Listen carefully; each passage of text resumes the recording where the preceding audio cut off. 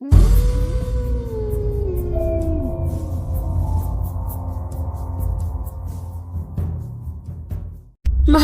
माँ वो फिर से आ गई है। वो देखो कमरे में खड़ी होकर मुझे ही घूर रही है। आप लोग मेरी बात का यकीन क्यों नहीं करते? बोल ले जाएगी मुझे। तेरे कमरे में कोई नहीं है बेटा, तुझे वहम हो रहा है। दवाइयाँ खाकर सो जा मेरे बच्चे, कुछ नहीं है यहाँ। नहीं, कोई दवाई नहीं खानी मुझे। आप लोग बाहर बाहर नींद की दवाइयाँ खिलाकर मुझे सुला देते हो। वो यही है, मेरे आसपास ही है। उसका पूरा शरीर जगह जगह से कटा फटा है, आंखों से खून बह रहा है। मैं जितना चिल्लाता हूँ उतना ही मुस्कुराती है वो। देखो अभी भी मुझे देखकर मुस्कुरा रही है। पता नहीं क्या हो गया है मेरे बच्चे को। जरूर कोई बुरी आत्मा है जो इसे दिखाई दे रही है। मैं आज ही इसके लिए बड़े पंडित जी के पास जाकर धागा बनवा कर लाती हूँ। विनेश की माँ माधुरी बेटे की बिगड़ती हुई हालत को देखकर बहुत परेशान थी। इसलिए उसी दिन वो बड़े पंडित जी के पास जाती है और एक धागा लाकर अपने बेटे की बाजू में बांध देती है। विनेश के अचानक से बदलते हुए व्यवहार को कोई नहीं समझ पा रहा था। उसे अपने आसपास कोई ऐसी लड़की दिखाई दे रही थी जिसे परिवार में बाकी कोई भी नहीं देख पा रहा था। रात का समय था। विनेश अपने कमरे में आराम कर रहा था। आधी रात के समय विनेश की छोटी बहन रिंकी को प्यास लगती है और वो पानी पीने के लिए रसोई की तरफ जाने लगती है। अचानक ही उसे भाई के कमरे से कुछ अजीब सी आवाजें सुनाई देती है। उन आवाजों को सुनकर रिंकी घबराकर विनेश के कमरे के दरवाजे पर जाती है, लेकिन दरवाजा अंदर से बंद था। वो दौड़कर कमरे की खिड़की पर पहुंचती है तो देखती है सामने उसका भाई बालकनी की मुंडेर पर खड़ा हुआ नीचे देख रहा है। अचानक वो मुड़कर अपनी बहन की तरफ देखता है। उसके चेहरे पर एक भयानक सी मुस्कान थी जिसे देखकर रिंकी का दिल दहल गया था। इससे पहले कि रिंकी कुछ कर पाती, विनेश वहां से नीचे कूद जाता है। एक क्षण के लिए रिंकी की आंखों के आगे अंधेरा छा गया था। अगले ही पल रिंकी के मुंह से एक भयानक चीख निकलती है, जिसे सुनकर रिंकी के माँ बाप दौड़ते हुए वहां पहुंच जाते हैं। रिंकी अपना सर घुटनों में छुपाए लगातार रोए जा रही थी। किसी तरह सुबकते हुए उसने उंगली से विनेश के कमरे की ओर इशारा किया और एक बार फिर से फूट फूट कर रोने लगी। कुछ पलों में विनेश के साथ हुई अनहोनी के बारे में घर में सभी लोग जान चुके थे और चारों ओर अफरा तफरी मच गई थी। 3 दिन बाद, काश के कुछ दिन पहले ही मैं उसे पंडित जी के पास ले जाती तो शायद आज मेरा बेटा जिंदा होता। अरे बस करो अपनी यंत्र तंत्र मंत्र की बातें। कोई भूत प्रेत नहीं दिखाई देता था उसे। दिमागी रूप से बीमार था तुम्हारा बेटा और इसी दिमागी बीमारी ने जान ली है तुम्हारे बेटे की। अच्छी तरह समझ लो इस बात को।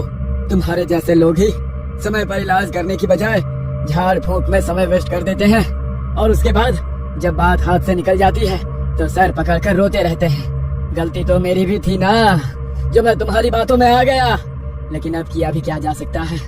जो होना था वो तो हो गया। अब तो रिंकी ही हमारा सब कुछ है। रिंकी अभी बस 18 साल की थी। इतनी छोटी सी उम्र में उसने अपनी आंखों के सामने अपने भाई को मरते हुए देखा था। इस बात का उसके मन पर बहुत गहरा असर पड़ा था। इस घटना के बाद रिंकी ने किसी से भी बहुत ज्यादा मिलना जुलना, हंसना बोलना कम कर दिया था। वो दिन रात सिर्फ अपने कमरे में बैठकर पढ़ाई करती रहती, मानो एक जुनून सवार हो गया था उसके सर पर। रिंकी बेटा, जो होना था सो हो गया। अब तेरे इस तरह कमरे में बंद होकर अकेले रहने से कुछ नहीं होगा। बेटा, घर से बाहर निकला करो, दोस्तों से मिला जुला करो। ऐसे कैसे चलेगा? मुझे साइकियाट्रिस्ट बनना है माँ। उन सभी लोगों को ठीक करना है जिन्हें भाई की तरह मानसिक बीमारी है। मैं नहीं चाहती कि भाई की तरह दुनिया में अब कोई और अपनी जान इस बीमारी से गवाए। 10 साल बाद अपनी मेहनत और डेडिकेशन के चलते रिंकी एक सक्सेसफुल साइकियाट्रिस्ट बन चुकी थी। उसने जानबूझकर क्रिटिकल पेशेंट केयर डिपार्टमेंट ही चुना था। वो अपने दिन का ज्यादातर समय क्रिटिकली इल पेशेंट के साथ ही बिताती थी। हर एक मानसिक बीमारी से जूझ रहे पेशेंट में उसे अपना भाई विनेश दिखाई देता था। इसलिए ऐसे पेशेंट को ठीक करने में वो अपनी जान लगा देती थी। डॉक्टर, एक क्रिटिकल पेशेंट आया है, प्लीज जल्दी कीजिए। नर्स के इतना कहते ही रिंकी तेजी से इमरजेंसी वार्ड की तरफ जाने लगती है। अरे पागल नहीं हूँ मैं, जाओ तुम सबके सब यहाँ से जाओ। मैंने कहा ना मैं पागल नहीं हूँ। सब मारे जाएंगे, तुम सब एक एक करके मारे जाओगे ना, तब तुम्हें पता चलेगा कि मैं सच कह रहा था। देखो, कोई तुम्हें पागल नहीं कह रहा है। लेकिन थोड़ा सा शांत हो जाओ। अभी डॉक्टर साहब आएंगे और आपका चेकअप करेंगे। आपको घबराने की बिल्कुल भी जरूरत नहीं है। बस शांत हो जाओ और गहरी सांस लो। मौत मेरे सामने खड़ी है और तुम मुझे शांत रहने के लिए कह रही हो। आज रात तक ले जाएगी वो मुझे अपने साथ। बुला लो तुम अपने डॉक्टर को। जितनी दवाइयाँ खिला सकते हो खिलाओ। उसके ऊपर तुम्हारे दवाइयों का कोई असर नहीं होने वाला। डॉक्टर, मैंने अपनी लाइफ में ऐसा केस कभी अटेंड नहीं किया। ये पेशेंट तो बहुत वायलेंट हो रहा है। इसने अकेले ही 2 वार्ड बॉय को ढकेल के दूर फेंक दिया है। इसने 2 वार्ड बॉय को ढकेल के दूर फेंक दिया। इसकी कंडीशन देख रही हो? आंखों के नीचे काले गड्ढे हो गए हैं। शरीर में ऐसा लग रहा है कि खून ही नहीं है। 10 कदम भी ठीक से नहीं चल पाएगा ये। और 2 आदमियों को ढकेल दिया। वही तो मैं बोल रही हूँ ना डॉक्टर, मुझे तो ये कुछ और ही केस लग रहा है। तुम जाओ, जाकर अपना काम करो। नर्स हो ना, कैसी बातें कर रही हो? ऐसा करो, हॉस्पिटल की जॉब छोड़ो और किसी तांत्रिक के साथ ज्वाइन कर लो। कहानियाँ अच्छी सुनाती हो। नर्स को डांटने के बाद रिंकी पेशेंट के पास जाती है। देखो, एकदम शांत हो जाओ। हम कुछ नहीं करने वाले हैं तुम्हारे साथ। और किसने कहा कि तुम बीमार हो? बिल्कुल भी बीमार नहीं हो तुम, ठीक है? कोई दवाई, कोई इंजेक्शन कुछ नहीं देंगे तुम्हें। यहाँ एडमिट भी नहीं करेंगे। बस मेरे साथ थोड़ी देर बात तो कर सकते हो ना? अपना दोस्त समझ लो मुझे। ये देखो, मैंने अपना डॉक्टर वाला कोट भी उतार दिया। अब तो मुझे अपनी फ्रेंड समझ सकते हो ना?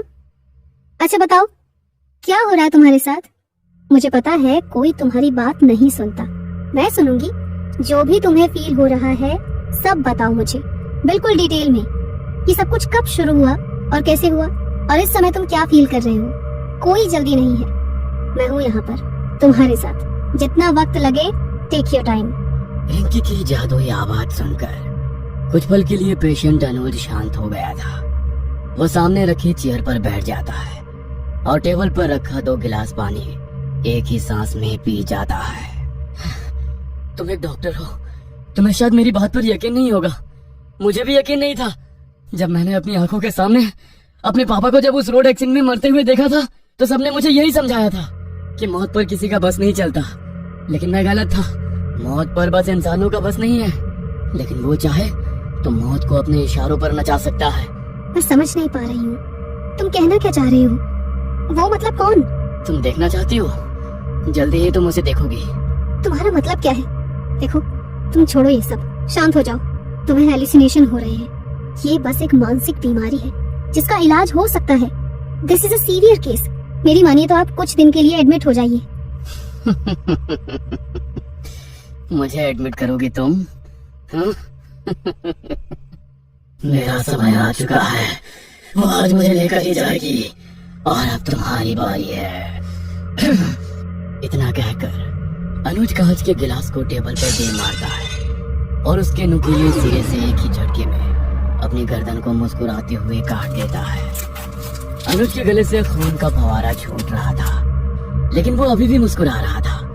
अगले ही पल उसने उसी नुकीले कांच से अपने चेहरे को बुरी तरह से काट पीट दिया था। उसका पूरा मुंह खून से लथपथ हो चुका था, लेकिन वो अभी भी लगातार रिंकी की तरफ देखकर अजीब तरह से मुस्कुरा रहा था। अपने इतने साल के करियर में उसने आज पहली बार इतना खून देखा था। अनुज को जमीन पर खून से लथपथ देखकर उसे बरसों पहले अपने भाई की मौत के दृश्य याद आने लगे हैं। एक पल के लिए रिंकी की आंखों के आगे अंधेरा छा गया था।